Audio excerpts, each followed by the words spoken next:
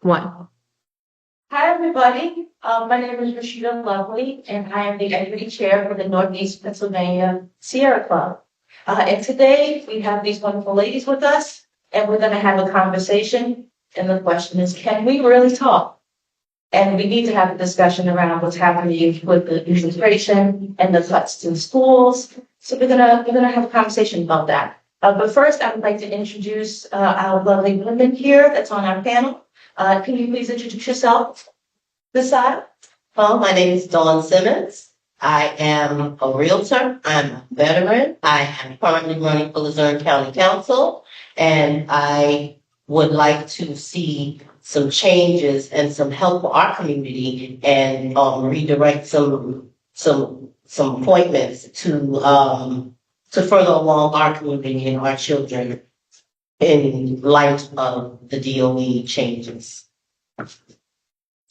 Hi, everyone. My name is Brittney Stephenson. I am currently a Luzerne County Council member, serving here, as well as working for a nonprofit underneath the U.S. Department of Education, which gives me a unique perspective for today's conversation. I'm super excited to discuss some of the challenges that have been happening, some of these pauses on funding, and some of the funding that's completely disappeared as a whole due to administrative changes and how it's going to impact our community as a whole. But in these different silos that somehow get left in the spaces and left empty without being served. So this will be a very interesting discussion, and I look forward to it. Thanks, Rashida.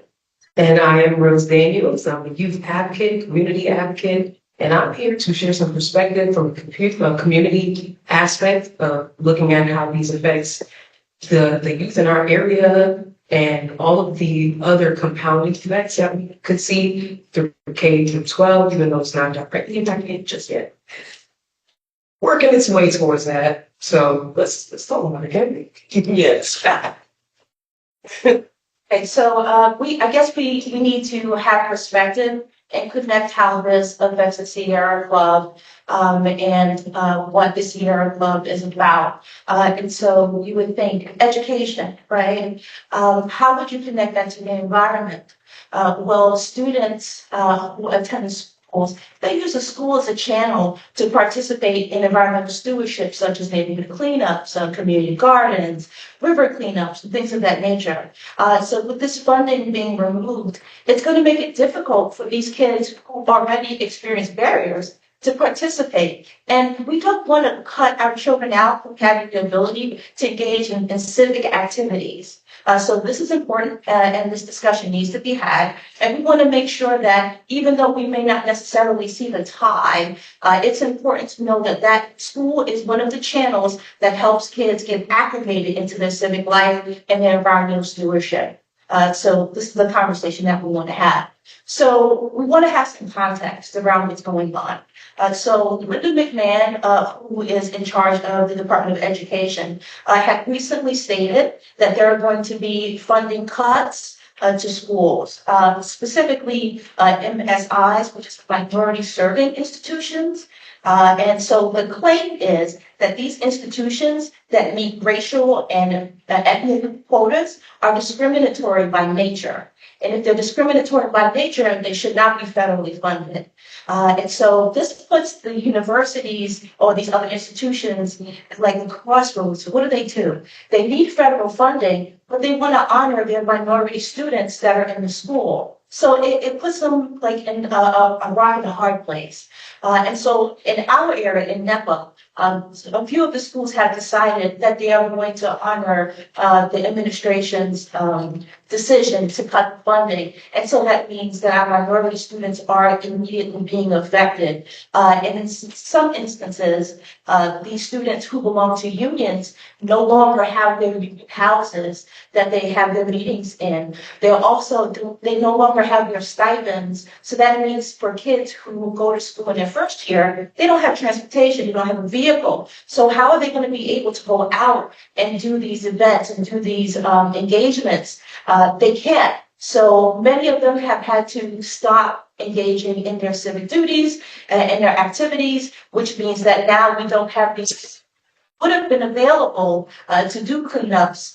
They're not anymore. And so this is one of the immediate ways where you can see that these cuts have a direct effect on our environmental stewardship. And if we want to change the culture, children need to be a part of that process. They need to grow up in engaging in environmental stewardship, because when they become adults, it'll be a part of them and not something they do on occasion. So I want to kind of talk about the numbers because that's important.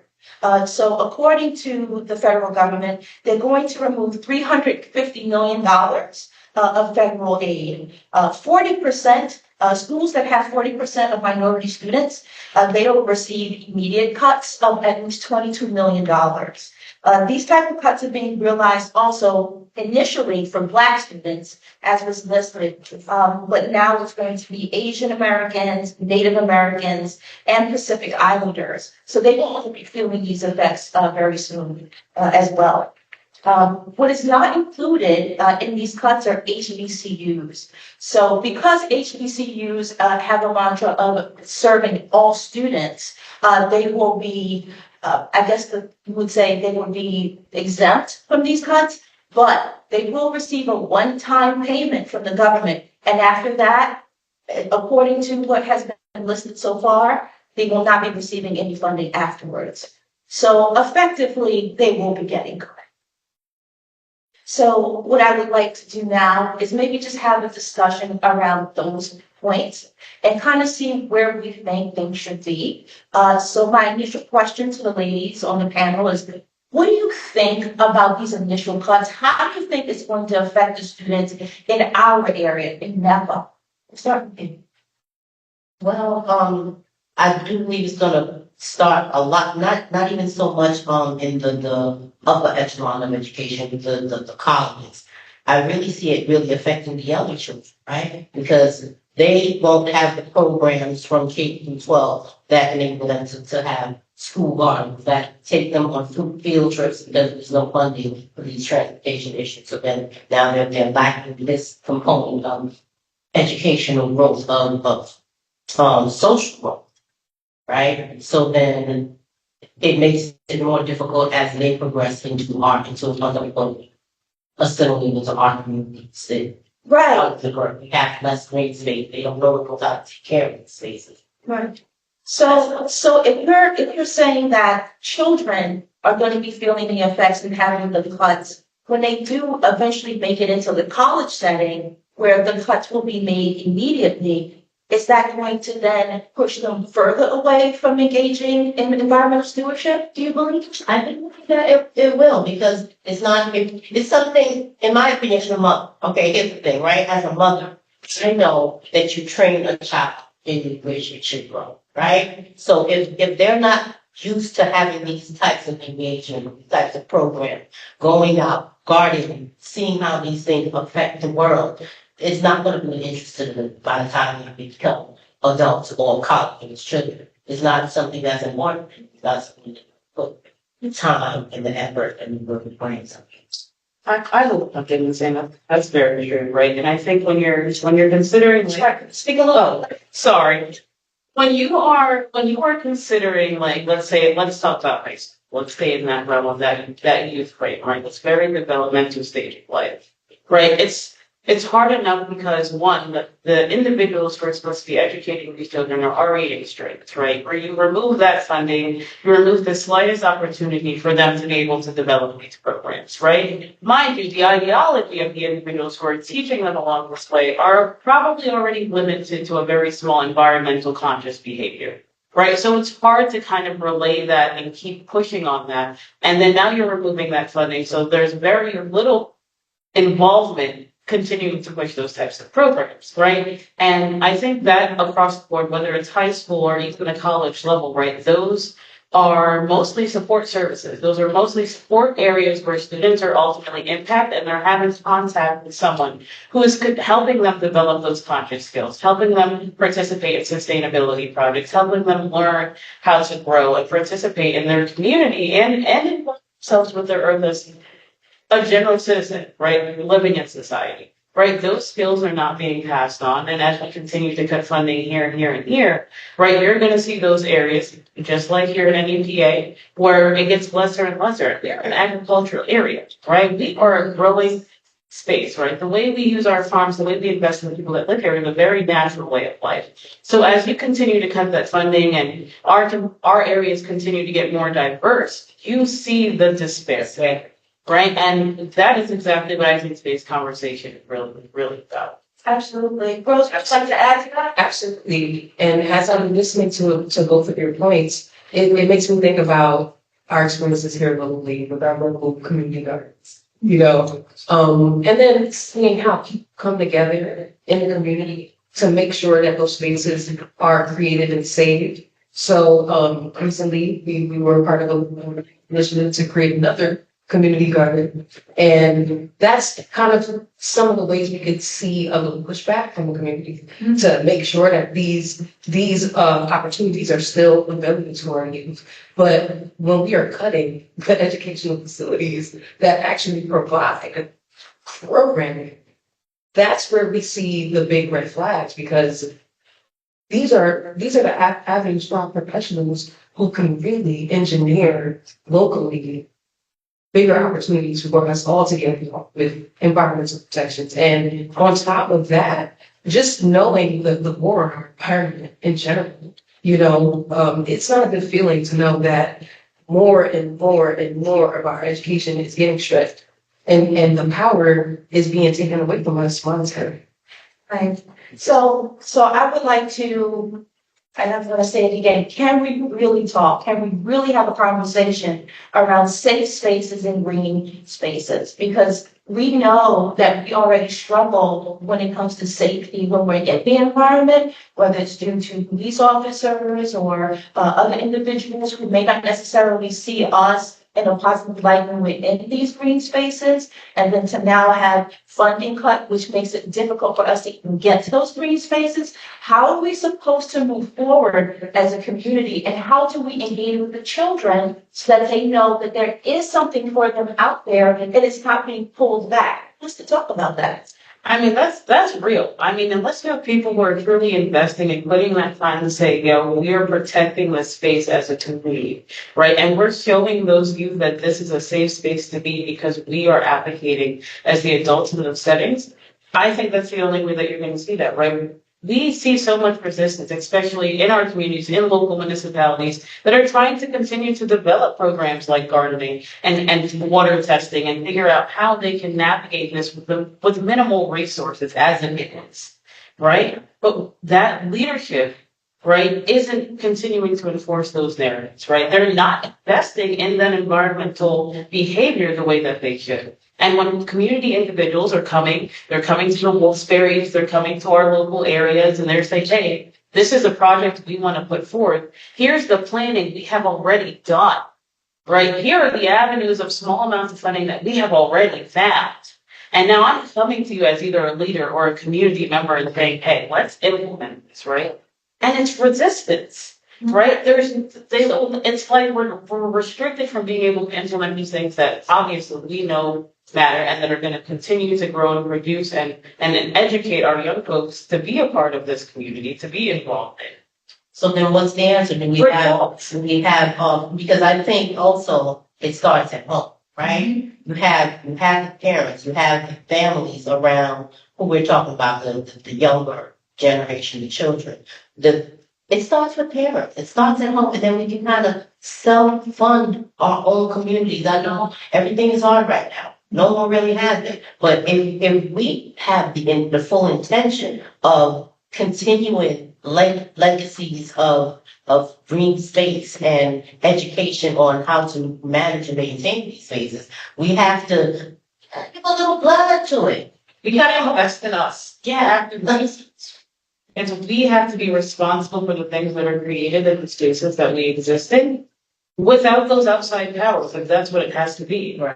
Right? That's absolutely true. But there's always community organizations and other types of institutions like the SierraClub who recognize that persons of color are important in those spaces, and they've been doing a great job of outreach, reaching out, bringing others in positions of leadership, like myself. So there is a recognition that things need to change, right? But then, like you said, we have to put the blood in, right? We have to put the sweat in, and then we have to do the reach out too. So it's not just others. It's all of us kind of working together, but we have to do the hard lifting, right? Because it's our community that doesn't feel safe in the spaces. It's our community that feels the effects of the cuts of the funding when it doesn't happen. Because we have a big issue with things like transportation. It's one of the main barriers, right? So if schools are cutting funding to students who, one, can't have a vehicle first year of school, right? And then, most kids are all ramen noodles. That's their diet. They have no money. So it makes it difficult for them to get across town so that they can pick up that trash, and be able to show the community that they are involved and not just on those campuses, right? So it's a team effort, and that's really important. And there's another piece to this that I want to touch on, and I'm hoping you ladies can help with this too. The intergenerationalness that will be missing from this. So the little kids, the little guys, we're a little bit older. I'm older. And so when I have the young kids out and they're picking up the trash or they're getting the litter from the river, they're looking at Miss Rashida who's older. Those college kids are who the little ones look up to because they're young, so they can relate to them. They're youthful, so they feel excited. So if the funding is cut for those kids, then who do the little guys look up to when they're out and about in the community? About how do they connect themselves? They don't see themselves in the 50 and 60 and 70-year-old. They see themselves in the teenagers and the 20-year-olds, So to me, that's one of the most important things that'll be missing. And we have to find a way of connecting those dots. Do you ladies want to speak to that? Absolutely. As a very, very big person on community engagement and bringing people together in these kind of spaces where we can work together, I feel like in this pivotal time, we can see actively that our college kids, they're going to be the first to feel it, right? The trickle down is obvious, but how is it that we as a community can individually make sure we keep on building those connections and empowering those students, even though they are actively being strict? That I feel like is where the bread and butter is. We have access to these students. They're right here. They're literally right downtown. 3 colleges, 2 universities, 1 college. How do we continue to let them know that we care about the investment? And then how do we boost their voices to the people who can push back on these cuts that the DOEs do? Right. Now we have funding. Right. Because at the end of the day, if these are students that we're talking about, if they're in these institutions and this funding is cut, a lot of them depend on grants and, financial aid and these things. And if the funding is cut, now they can't get to the program because they have to take less credit work to try to get enough financing to make it through school. There has to be some other method. I think, and I can speak to that directly from being involved in institutions who've had those direct impacts in the middle of actively advocating for minority education, right? For Black studies, for implementing certain projects and events and activities into college settings and in high school settings.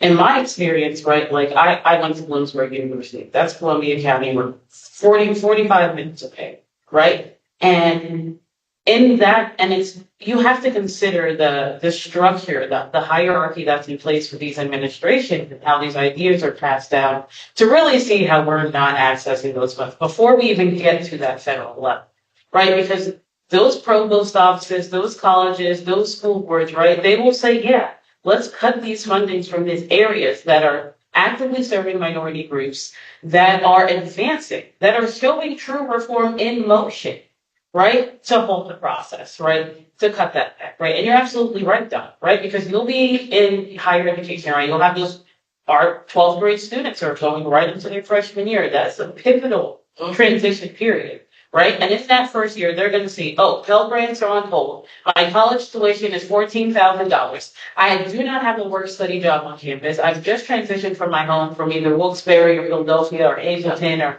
these areas, right? And now you are going to see a massive lack of retention for those students who we're talking about transgenerational. They're not going to be able to have those experiences that are passed down to those children that are exactly in those communities that are seeing their big brothers and sisters go off to those 4-year institutions or those 2-year programs or even trade programs, right? It really trickles down, right? And it's massive. And a lot of people like to think of college as this really separate space, but those babies are still growing and they don't know nothing. Yeah. Right? So when I'm in a university, right, and I'm the one running these environmentally conscious programs, and I'm the one taking them on field trips to feel what to feel to give back to other communities and to show how they can give back to their own.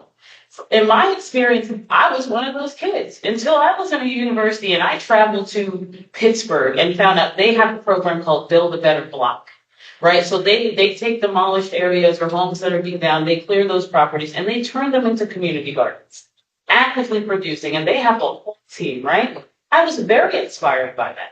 And realizing that I can come home and do the same thing, which is how we ended up talking to Daryl Lewis and figuring out, hey, how can we actually go about creating an LLC that allows us to invest in our environment and our people and keep it functioning? Yeah. Right? Had that opportunity. I had the opportunity to learn from someone else to say this is not that hard.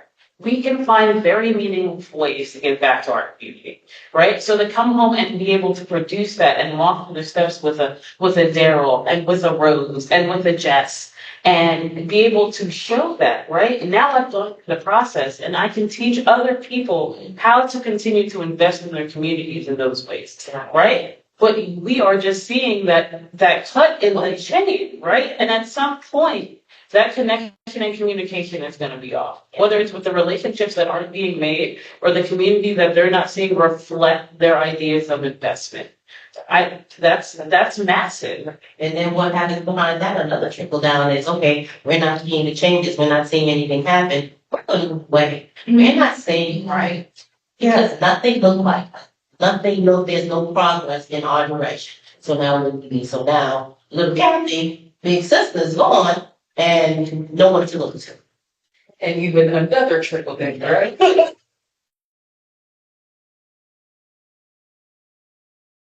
Let's talk about it. Trickle down. Yeah, we really talk. But another trickle down I see is like, it's almost like an attack on people's hope. Mm-hmm. You know, because a lot of our communities really thrive on hope and faith. You know what I mean? You got to see it to believe it in your mind first because you're not able to see it in your neighborhood. Right. So that, in a way, when I was researching this and just getting more versed with what this really means, I, as a poet, as an artist, was like, oh, they're trying to attack our heart. Yeah. You know, and that is where I'm like, okay. I know these are so many people who made it through so much. They could never really stop us. But in the midst of this, I think the most important part is to know that just because these decisions are being made doesn't mean that they should be final. We should continue to find ways to advocate and continue to fight back. Right. And that's number one in my mind. Like, I'm like, there has to be things we can do to boost people's voices, get them to the right people, and just keep on pushing that mission. Because as a poet who studied Black historical poets, if I learned anything, it's that the power of your words, it ripples much further than you could ever really imagine. Right. One letter, one poem, you know what I mean? One speech Right. can trickle for ages. Right. You know, so how can we continue to plant the seeds of hope in the midst of these cuts and continue to make sure that our youth and young adults know that they are still supported, valued, and even though the country tries to put a little bit of a war on their back, Right. doesn't change the fact that they are valued, their voices are important, their minds are important, they are worth the investments. Okay, so I have a question. Thank you very much. And tell us something. You don't I'll get to that. But I have a question. Now, no one has a crystal ball, right? But I'd like to get into your forethoughts. Based on what you're seeing happening right now, what the effects of the immediate effects are, How do you see this playing out at the college level for and specifically, I want you to talk about what you think this might mean for the HBCUs, because I have a funny feeling that one-time payment is a last payment. It's one time for the fun time, and that's going to be it. It's that one lump sum payment. Just a lump sum payment. Goodbye. Don't come Yeah, back. don't come back. Yes. I think this might be for our HBCUs and other schools in our, so it's an acronym. So our minority serving institutions and our PWIs are predominantly white institutions. What do you foresee happening with them in the next few years? I mean, I feel like, to jump in, I feel like HBCUs have already seen the writing on the wall. Right? Across the board, they already know and have created their own alliance to be able to put their money together to fund their HBCU institutions. Right? And that's just over 2025 and 2020. They already know what's up. And they have band together across. There is probably over 50 HBCUs who've already put themselves into one pot of money to figure out how they can sustain their institutions. Right? That type of forward thinking, eating it up. It's tough. Eating it up. And that's how they are working to manage, and they are actively fundraising in their own campuses and finding monies to hopefully sustain in the next several years, because they know. Did see somewhere that Jim Bagel's ex-wife did give a large sum of money to the HBCUs. I can't remember the exact. I saw that too. Yeah. What? A double figure million. Yeah. Double digits, definitely. It was a large sum of money that she gave to the HBCUs, and maybe at the top, folks are seeing it too. They kind of feel like we all see the writing on the wall, so maybe private donations will pick up as well. And as we already know, when we have HBCUs, we have Black excellence. We crank out a lot of doctors and lawyers from the HBCUs. So that would be a great target if you're looking to maybe, dismantle some things, Because you don't have to keep the smart plates, right? You can't be too elevated, you can't be too educated. So we cut the funding, now we don't have STEM, now we don't have all these other programs that keep us intellectually sound and above. We're double hard just to be on the level playing field with them. Right. And you saying that literally makes me think of the Reconstruction. Literally reconstruct. Cool. Slavery's done. Right? Everyone's cool. We got farms. We're moving into politics. We're moving into own businesses, figuring out what that looks like. And it's giving that was our few years. Like, people are advancing in these extreme areas, right? Especially young Black youth in technology, STEM, getting more and more Black youth into STEM as a whole, right? Education fields, our doctors, our lawyers, right? And you see that push, right? And I feel like on a very broad, very surface level, right? Then you have someone like Kamala, right? And the people the ideologies from these individuals are now being threatened, right? And then you see that massive pushback, which makes me feel like that's where we are. We're taking all that funding. We're changing these laws and policies, right? It's about speech and program. That's what it's It's too many say. It's just giving like that relentless incarceration. It's giving those vibes, making me feel and make those connections back to history. To see, okay, great. Now, how do we kickstart and get back into our area of advancement, right? How do we find those sustainable spaces and those people who are willing to invest? Because it's all people, right? And that's the thing. People don't see the people power, and therefore they don't see them participate. Right? They don't see why they should be invested because they don't see massive groups of people in front of their eyes investing in them, investing in that community, investing in that state, whatever it might be.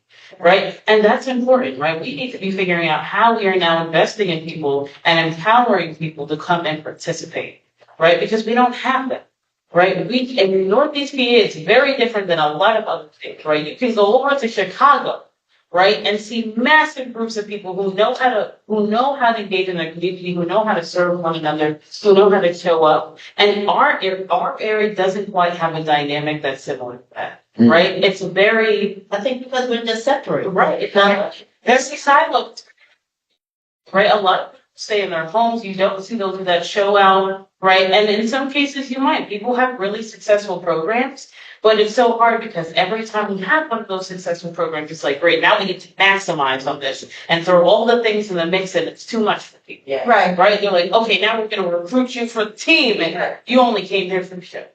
Right. So it's like, how are we balancing those not conflicts, but how are we balancing those challenges to say, hey, this is how we can continue to weave our community into something that best fits and suits Northeast Pennsylvania. So let me speak to this just a little bit. Our organization, Democrat, for the last few years, we've been working with our local BSUs all across Tampa, Ms. Recordio, Wilkes, Scranton University. Those are our major ones. And we came up with an endowment for them, right?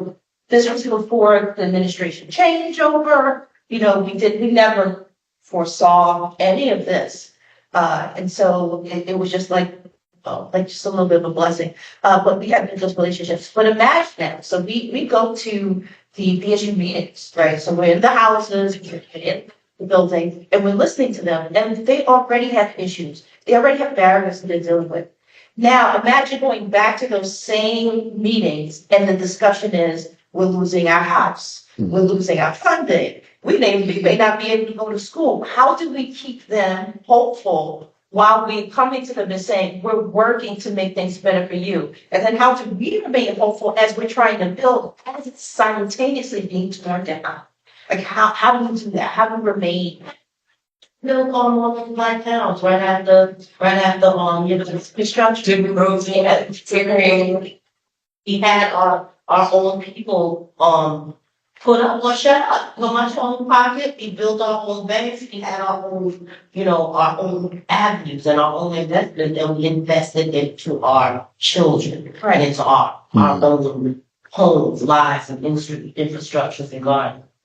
They're gonna take some of that. I was gonna jump in because as you're speaking of this, it makes me think of more recently. I've noticed like this huge uptick in people doing a lot more home gardening. Mm-hmm. And it was something that I kind of got that message myself. Like, down.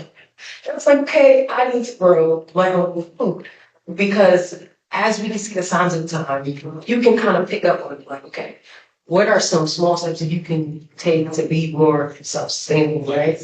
And I think that it does start in your home. What can you do immediately in the midst of what might seem like the foundation of you is falling apart?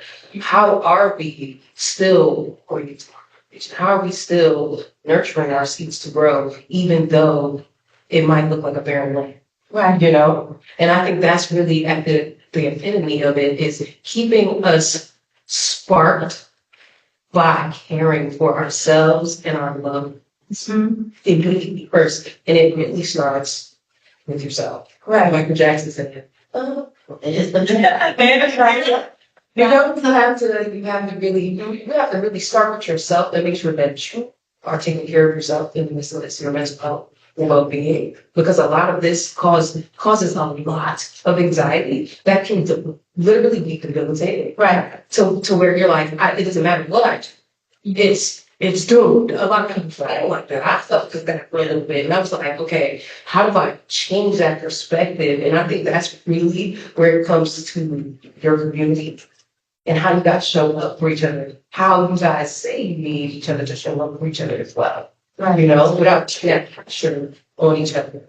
Absolutely. That's so real because I feel like everyone has like that little, pessimism is like, listen, life is hard, y'all. It's a hard enough life, but one, you're absolutely right. How you're investing in yourself and your family should definitely be number one. Because I mean, at least for me, like what I feel like refills my cup and allows me to keep that hope, which is where we were, right? How are we keeping the hope in our people, in our community to eventually connect them to the bigger band, the bigger net to participate, right? And for me, filling it up is giving back to others, right? And even though in those moments where it's like, yes, you should be taking time for yourself, but like for me, it's just being able to invest and show other people that they can do it, right? They can do it, right? And I'm definitely a home gardener. I eat that out. Why? Cucumbers and some basils. I love it. Because it's true, right? The way the world is going, right? Our healthcare, our food systems, right? You need to start thinking for how you can produce for yourself, because this is where we're headed, right? But also to come back to that empowerment and finding that hope and investing in community, right? Our social interactions are major, right? And I don't know about you guys, but unless I'm with you guys, right, there's not many groups or organizations where I get to meet and get challenged intellectually, but by other thriving, diverse individuals, right? And for me, that is pivotal to my importance, right? It's important to my growth as someone who's participating in Northeast PA society. Right. To be engaging with other diverse individuals in professional spaces to challenge the things that we see happening around us, right? And there are not enough of those spaces. There are not enough of our social spaces. And I need spaces that are specifically created for us to be safe and engage in those environments. Right. And that's just how I feel, right?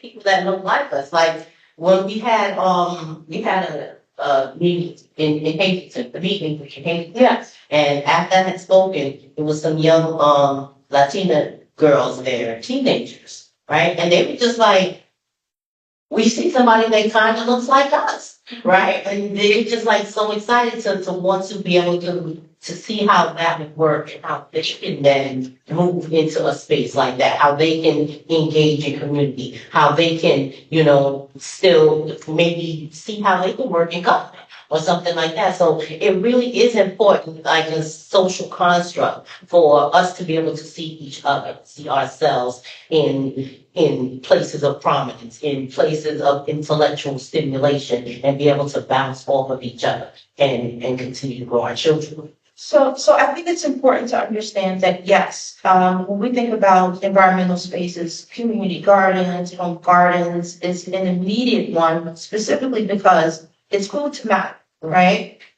You are in control of the food you grow. It's healthier for you, right? So that's your first connection. But there are other things that you can be doing in the environment. You can just be walking in green spaces, kayaking, all these different things. And so connecting with groups, and this is something that SierraClub does so well. They have so many groups that you can join. And the idea is to make the point of first. And we can't do that unless we're reaching out and having these conversations and saying to folks, we see you, we understand what your barriers and your plights are. Let's connect, let's work together and see if we can build that safe space together, right? So that's why we're having these conversations. And it's very, very important to keep having them and not to let them end right here, right? And we need it more now than ever, specifically because we don't know what the administration is going to do next. It's almost like you're holding on to your seat like this. You don't know where we're going to be. You don't know what time of the day it's going to be. If the comment's going to drop, whatever's going to happen, right? We don't know. Whatever's going to happen, we need to know that we have other, I don't want to say but we have other organizations and institutions in place ready to work with us and help us to engage in the way that we should. And also, remember, and this is something that I want to keep harping on, we have, in Scranton, we have some of the strongest environmental cleanups in our area and for our minority group. And that's really important. And that speaks to the idea that folks of color care about their environment too. It's not just others. We care. It's just we might have more barriers than others, but we're out there too. So we need to keep connecting, keep talking, and then keep saying to one another, what are your issues? How can I assist you? Let's work together and let's continue on. And so I wanted to discuss, to me, it's really important. We are talking about what's happening to minorities in schools and how that's going to affect them in the environment. And we, obviously, because all of us up here are from, with folks of African descent, all of us. So we're speaking to that, that position, that perspective.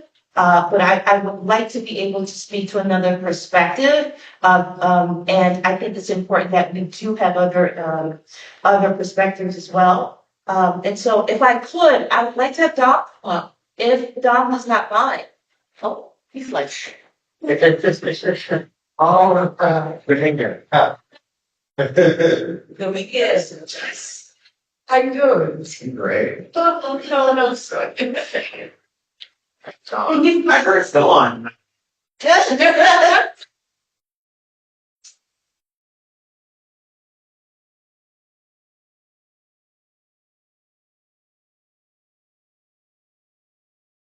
I have lived mostly in the Hazelton area for now 20 years, since 2005. I'm 20 years old. I am a high school ESL teacher, and I just want to make my community better. The biggest obstacle was sort of getting the Latino community on the same page. And if you were to ask me, were they on the same page a month ago? I would have said, hell no. So I feel like that in of itself is a big win, at least for me so far. I'm sort of getting a little bit caught up with respect to this roundtable, but I feel like the number one thing that just to bounce off what Dawn said earlier, people want to see people of color in positions of government positions where, oh, I can be that too. Because what I'll get is every once in a while, Mister, do you like being a teacher? And I'm like, yeah, I get up and I need to do. But like more often than not, they're good days. And it doesn't really feel like a job to me. And I'll get the occasional, I can never do what you do. And I'm like, but I'm doing it.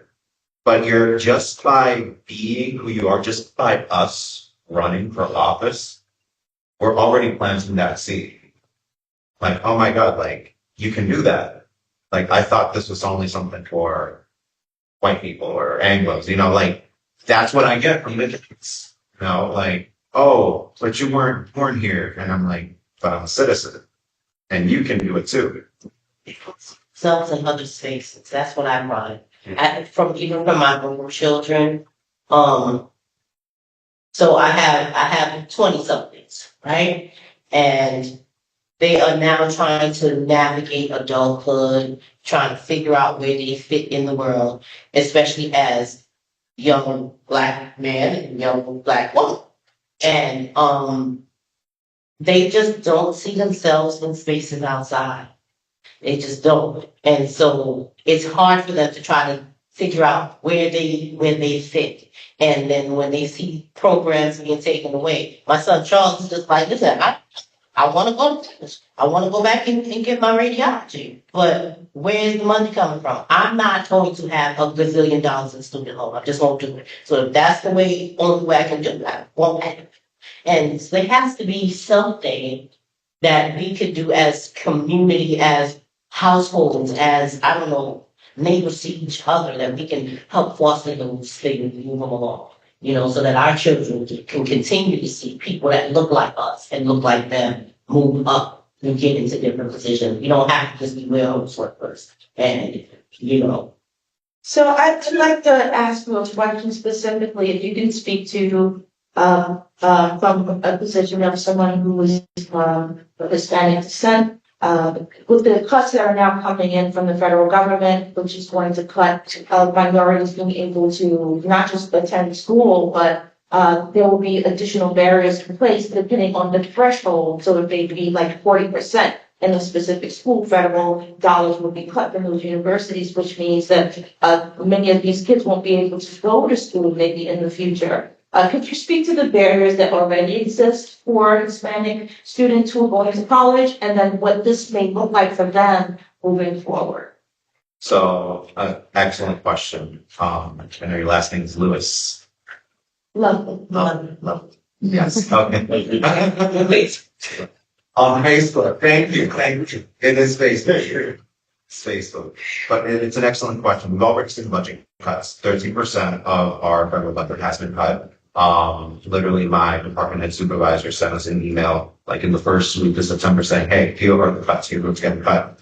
And what essentially the school board did, which, I gotta give them credit where it's due, they redirected the funds that they had lost. So for now, there isn't that hit, but the cuts exist. 13% is, we're talking about almost hundreds of thousands of dollars.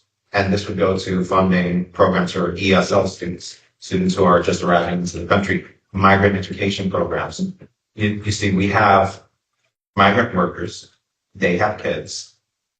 I've literally seen cases where some kids were like living out of a van, and, the school would see that and they would try to, get them a home. Like they would even apply for funding that is available for these families. Now it's like that was one of the first things thinking about was migrant education and special education. Yes. Yes.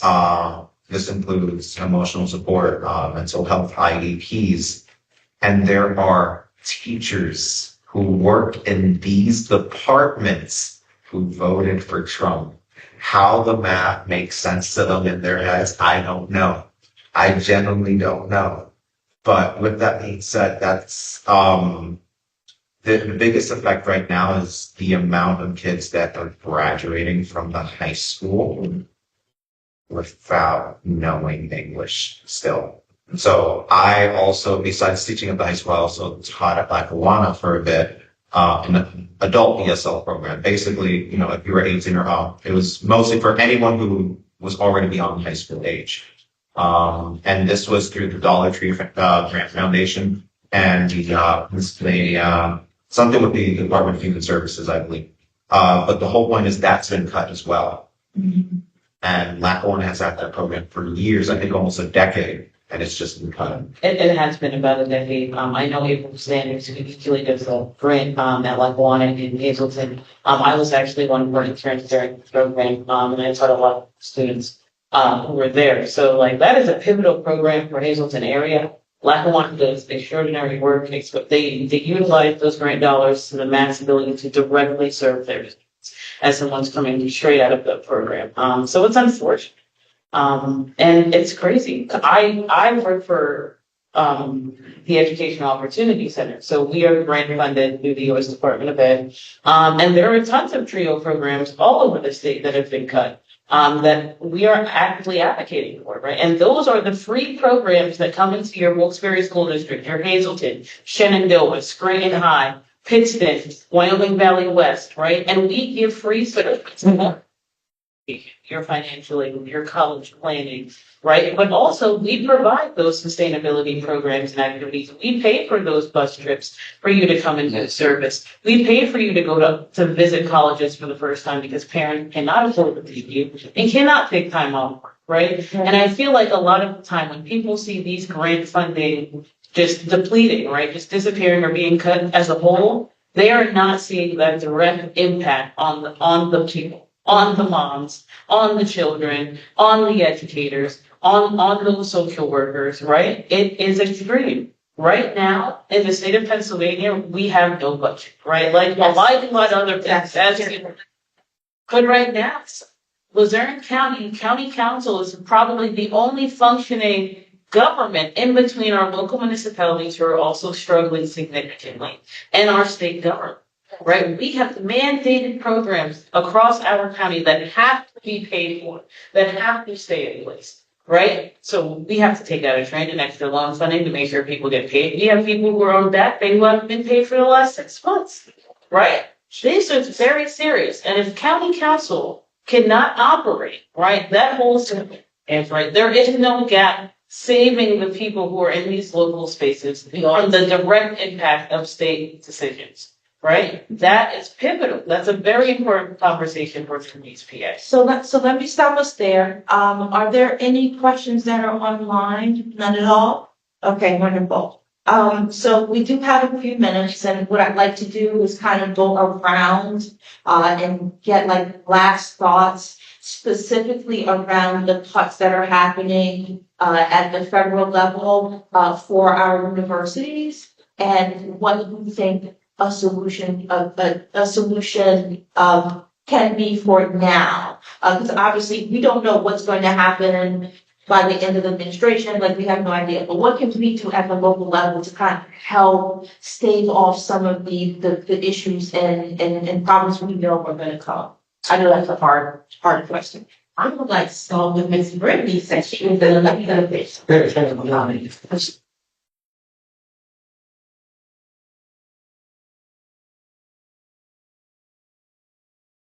You say it loud and proud. It's complicated.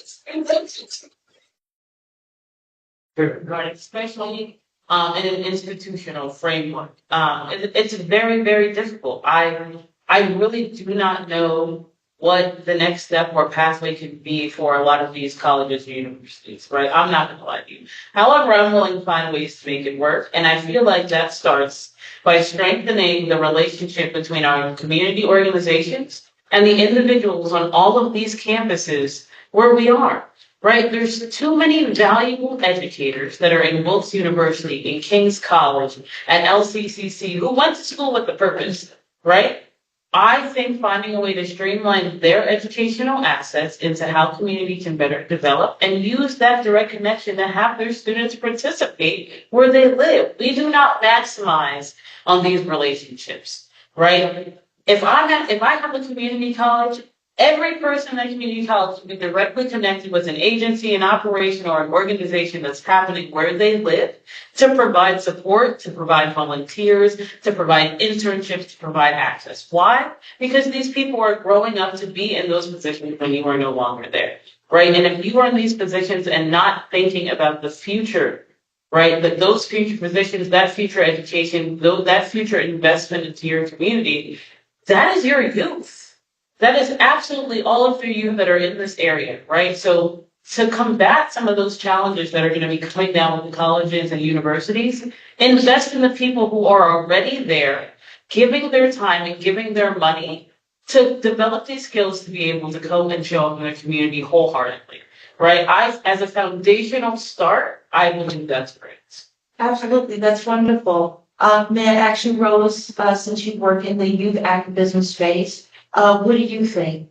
I absolutely agree. And that's what you say. And not only do I work with youth, but I currently am an executive director of an university where we are forging our relationships with older students. So exactly what you're saying is exactly what we're doing. And there is a power in it because right now we have 2 bond leaders who work with us. And then we are opening up more opportunities for interns to come into our building and volunteers to do volunteer positions with us and gain more skills and insights, and also not just bring them in to just do anything. They can come in with their professional skills that they are building up and create programming for the community, and we will support that, and we will host them, and we will cultivate their ideas, their voices, and that's exactly what it should look like. And I know there's a lot of organizations here locally that have that power and are already taking those steps. Yes. But let's increase that. Let's continue to build that muscle, because that's exactly what's gonna kind of soften that impact, even if it's just a little, but it will. Yeah. Right, because we have, in our communities, we have a lot of intellectual gifts and talent. Why can't we use community centers and challenge some of those, and those same talents into those community centers for art? That's absolutely. Do you have any thoughts, sir, around what we could be doing? So there are lots of, I'll start with the hip center down in Hazelton, where I just came out of. It's been a very impact day for me. But, they have I believe it's called it's a food club. Yes, food pantry.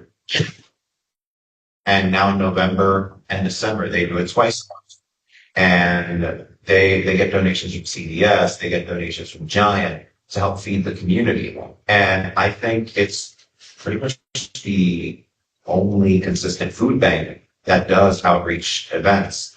And with respect to what she was mentioning earlier, we need to increase and invest in our community members the amounts of Dominicans, because I come from a mostly Dominican community, being Dominican. There are so many professions come from the DR. I was a doctor. I was a marketing agent. I was a million things. And they come here and they work in a factory the rest of their lives, right? And there's nothing wrong with, if that's what you want to do, or if you don't want to continue your profession, I'm not judging. However, there are professionals here who come from the Dominican Republic or other countries, and they want to continue that. For example, I had a step-aunt who lived there. She was a teacher, had her master's, got it revalidated. They gave her a bachelor's, but the biggest takeaway from that is you're continuing to invest here. Right. You're not, you can continue your profession. You could sharpen that here. You don't, it just doesn't stay abroad. And it's absolutely. So let me stop you there. We have 1 more minute left. And I'm sorry, was there a question? I did have a question. Oh, I'm so sorry. I'm out of time. I'm so sorry. So with this last minute, I would like to implore folks who are either online or folks here, if you know of folks who want to get out into the environment, they're looking for safe space, looking to connect with the institution or organizations, please, I would ask you to go to the SierraClub's website and look to join. The memberships are about $35, and for some of our organizations, we can help pay for those memberships. We want to get more folks of color involved. And get other folks out into the environment in a very safe way. So we hope that folks can do that. And I'd like to say thank you guys for coming on and having this discussion with us. It was so important. And we really did talk. Okay? We had the right conversation. And thanks for everybody for coming. Thank you so much. What's that website? Oh, What's the website? what's the website, Sarah? Yes. Is it SierraClub? Yeah.